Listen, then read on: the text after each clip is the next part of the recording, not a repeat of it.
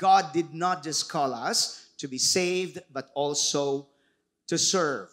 Ang pinatutungkulan ng ating paglilingkod ay hindi basta-basta.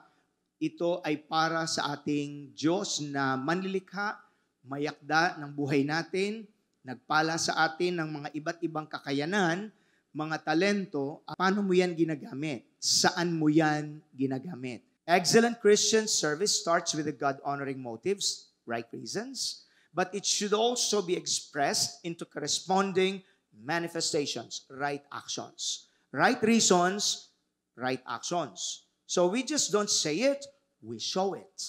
We just don't declare it, we demonstrate it. So hindi lang basta sinasabi, talagang isinasagawa po siya. The manifestations of excellent Christian service, it will be seen in the quality of your work.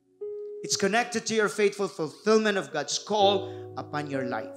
A faithful service is a beautiful offering to our God. Purihin ang Panginoon.